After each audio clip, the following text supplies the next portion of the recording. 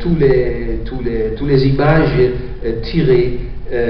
Ils ont des églises très sobres pour que les gens écoutent seulement ce qui est écrit. Et ça, c'est une autre culture comme ici. Donc, très peu de bandes dessinées étaient populaires.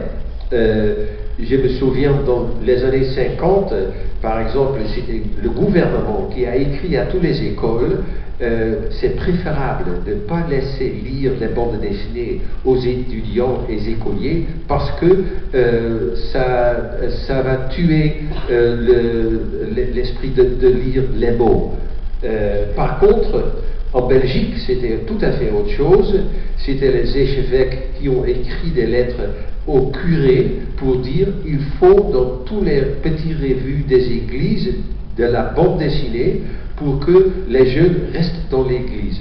C'est une autre philosophie, mais pour ça, par exemple, si aux Pays-Bas, la maison d'édition produit de la bande dessinée, un livre si un livre est vendu aux Pays-Bas, 2 sont vendus en Belgique, ça veut dire 1 à 6, parce que nous, le peuple des Néerlandais, c'est 18 millions, il y a 5 ou 6 millions en Flandre, donc pour 6 Flamands, il y a un seul Néerlandais pour lire la bande dessinée.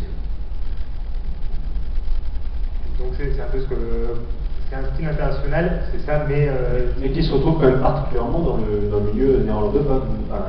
De par les origines, plus souvent, il y a plus de styles littéraires chez les néerlandophones. La proportion est plus importante. J'ai cette impression-là. Dans ce qu'on est capable de trouver en France, par exemple, traduit en français, mais je pense particulièrement à Kuipers, des gens comme ça. J'ai pas tout à fait compris. Oui.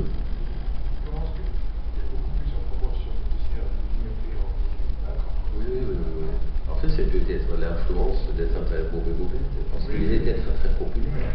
Ouais.